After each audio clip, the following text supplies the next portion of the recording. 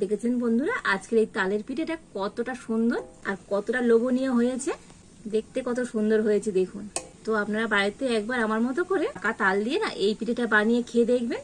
খেতে তো হবে একেবারে অমৃত সমান, কতটা লোভনীয় আর কতটা সুন্দর হয়েছে দেখুন বন্ধুরা। আজকের এই তালের পিঠেগুলো অসম্ভব সুন্দর হয়েছে। এই পিঠেগুলো একবার বাড়িতে বানিয়ে খেয়ে দেখবেন, দুর্দান্ত লাগবে খেতে। নমস্কার বন্ধুরা, রূপা রন্ধনশালায় আপনাদের সকলকে অনেক অনেক স্বাগত জানিয়ে চলে এসেছি প্রতিদিনের মতো আবার একটা দারুণ স্বাদের পিঠের রেসিপি নিয়ে। তো বন্ধুরা, পাকা তালের সিজনে এই পিঠে না আপনারা বাড়িতে একবার বানিয়ে খাবেন, দেখবেন খেতে একেবারে হবে অমৃত সমান। আর এই পিঠেটা বানানো খুবই সহজ। তো আপনারা সঙ্গে থাকুন আর প্রথম থেকে শেষ পর্যন্ত পুরো রেসিপিটা দেখতে থাকুন। আশা করি আজকের রেসিপিটা তো আপনাদের অনেক অনেক ভালো লাগবে। তবে চলুন দেরি না করে শুরু করে দিই আজকের রেসিপিটা। তো প্রথমে আমি উনুনটা জেলে উনানে একটা কড়া বসিয়ে দিয়েছি, আর কড়াতে আমি দিয়ে দেবো তালের পাল্প। তো এখানে আমি এক বাটি তালের পাল্প নিয়েছি, কড়াতে দিয়ে দিচ্ছি।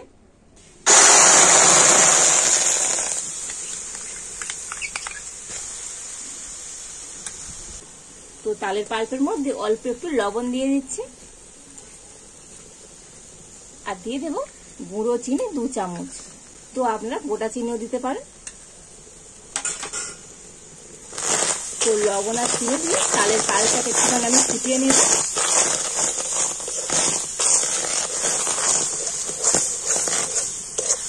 তো দেখুন তালের পাল্পটা একটুখানি ফুটিয়ে নিয়েছি, আর এবার আমি তালের পাল্পের মধ্যে দিয়ে দেব নারকেল গুঁড়ো। তো এখানে আমি ছোট এক বাটি নারকেল গুঁড়ো দিয়ে দিলাম, মোটামুটি 4 চামচ এখানে নারকেল গুঁড়ো আছে। তো নারকেল গুঁড়োটাও তালের পাল্পের সাথে একটু এরকম নাড়াচাড়া করে নেব। আর দেখুন তালের পাল্পটা না অনেকটাই কিন্তু ঘন, তো সেই জন্য এখানে আমি অল্প একটু জল দিয়ে দিচ্ছি।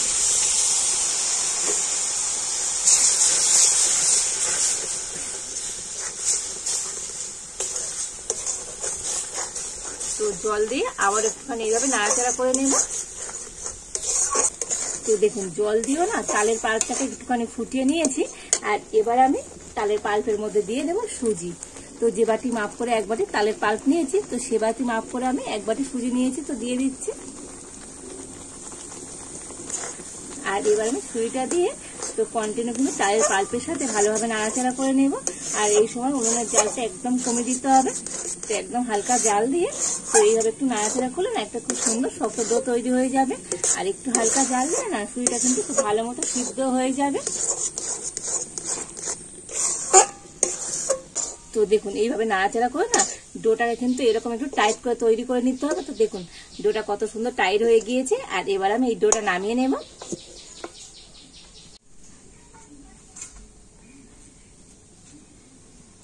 আর এই ডোটাকে একটুখানি এরকম আমি ছড়িয়ে দিচ্ছি, এতে করে এই ডোটা না তাড়াতাড়ি ঠান্ডা হয়ে যাবে।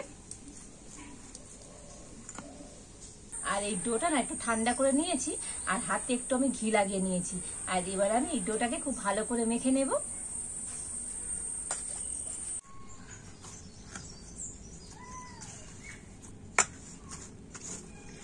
তো এটাকে হাত দিয়ে একটু ঠেসে ঠেসে খুব সুন্দর করে কিন্তু মেখে নিতে হবে।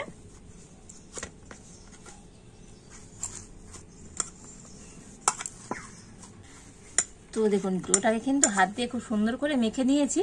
আর একটু নরম হবে, খুব একটা টাইট হবে না, একটু নরম নরম করে কিন্তু এটা মেখে নিতে হবে। আর এবারে এখান থেকে অল্প করে এভাবে একটুখানি ডো আমি নিয়ে নেব, নিয়ে এবার হাত দিয়ে পিঠেটা তৈরি করে নেব। তো পিঠেটাকে না আমি একটু এরকম লম্বা করে তৈরি করে নিচ্ছি। তো দেখুন মাঝখানটা একটু মানে মোটা আছে, আর 2 সাইড কিন্তু এরকম একটু সরু হবে। এইভাবে পিঠেগুলোকে আমি তৈরি করে নেব।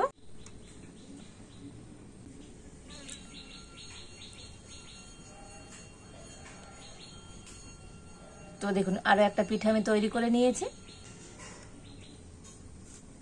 তো অল্প অল্প করে একটু ডো নিয়ে হাত দিয়ে কিন্তু এবার তৈরি করে নিলে মানে এই পিঠেগুলো খুব তাড়াতাড়ি কিন্তু তৈরি করা যায়। তো দেখুন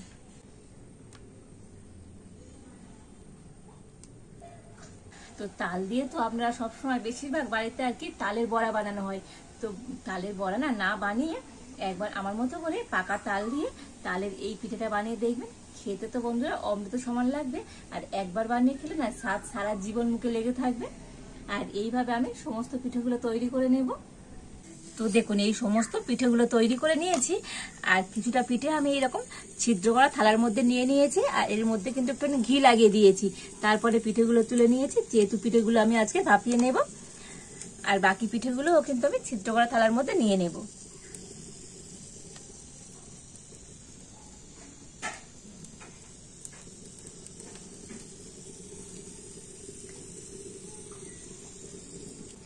তো পিঠেগুলো তৈরি করার সময় না হাতে একটুখানি ঘি কিংবা সাদা তেল দিয়ে তৈরি করবেন, দেখবেন পিঠেগুলো তো কারোর গায়ের সাথে কিন্তু কারোর লাগবে না।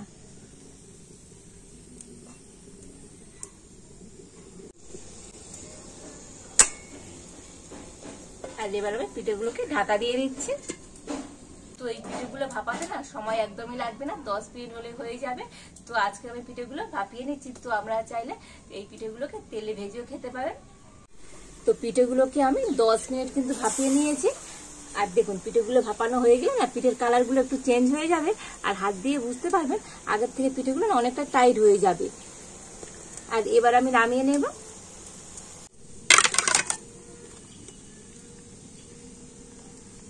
আর এবার এখন আমি পিঠেগুলোকে একটু ঠান্ডা করে নেব। ততক্ষণ পিঠেগুলো ঠান্ডা হোক। আর এদিকে আমি কড়াইতে দিয়ে দেবো দুধ। তো এখানে আমি 500 গরুর দুধ নিয়েছি, কড়াইতে দিয়ে দিচ্ছি। তো আপনারা চাইলে পিঠেগুলোকে ভাপিয়েও খেতে পারেন, তবে আমি পিঠেগুলোকে আরো টেস্টি করার জন্য দুধের মধ্যে একটু ফুটিয়ে নেব। তো এখন আমি এই দুধটা কড়াইতে দিয়ে দিচ্ছি।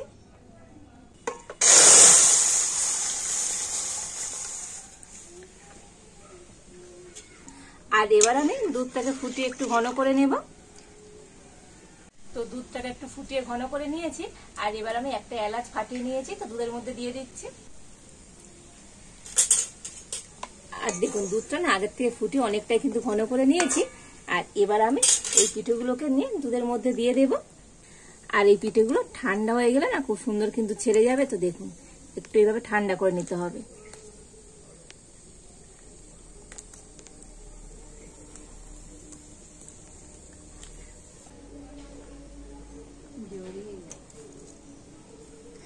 আর দেখুন পিঠেগুলো না খুব সুন্দর ঝরঝরে আছে, মানে পিঠেগুলো তৈরি করার সময় একটু তেল দিয়ে করেছিলাম, তো সেই জন্য কারোর সাথে কেউ লেগে যাচ্ছে না।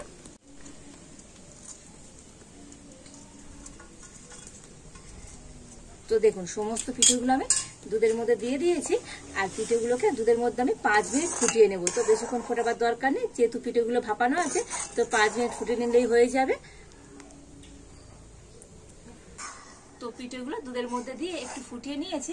আর এবার আমি এর মধ্যে দিয়ে দেবো চিনি। তো এখানে আমার গুঁড়ো চিনি ছিল, দিচ্ছি। তো আপনারা চাইলে গোটা চিনি দিতে পারেন। তো এখানে আমি 2 চামচ চিনি দিয়ে দিচ্ছি। তো আপনারা মিষ্টিটা অবশ্যই আপনাদের স্বাদ মতনই দেবেন। তো চিনি দিয়ে আর একটুখানি ফুটিয়ে নিলেই কিন্তু আজকের আমার এই পিঠেগুলো একেবারে রেডি। আর দেখুন দুধটা না আগের থেকে কিন্তু অনেকটাই ঘন হয়ে এসছে। তো আর আমি 2 মিনিটের মধ্যে একটু পিঠেগুলোকে ফুটিয়ে নিচ্ছি। তো দেখুন চিনি দিয়ে আরো 2 মিনিট আমি ফুটিয়ে নিয়েছি। আর আজকের পিঠেগুলো কতটা লোভনীয় হয়েছে দেখুন বন্ধুরা, দেখেই বুঝতে পারছেন কতটা সুন্দর হয়েছে। আর দুধটা কিন্তু আগের থেকে অনেকটাই ঘন হয়ে গিয়েছে। আর এই ঠান্ডা হলে না দুধটা আরো ঘন হয়ে যাবে। তো পিঠেগুলোকে আমি আর ফোটাবো না, এবার আমি নামিয়ে নেব।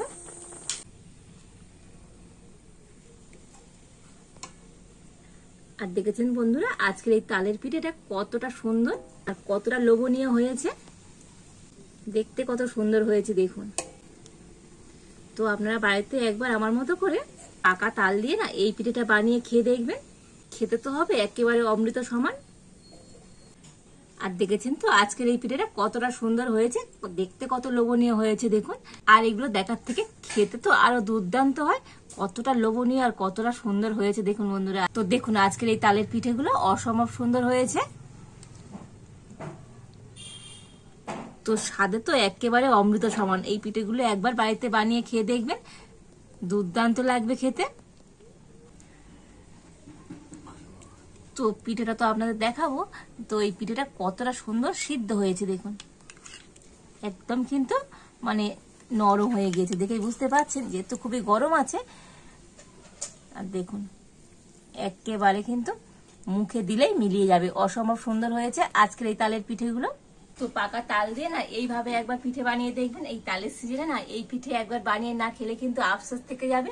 তো আজকের আমার এই পিঠের রেসিপিটা আপনাদের কেমন লাগলো অবশ্যই কমেন্ট করে জানাবেন। ভালো লাগলে লাইক শেয়ার সাবস্ক্রাইব করবেন। আজ এই পর্যন্ত, আপনারা ভালো থাকুন, সুস্থ থাকুন। দেখা হচ্ছে নতুন কোনো একটা রেসিপি নিয়ে।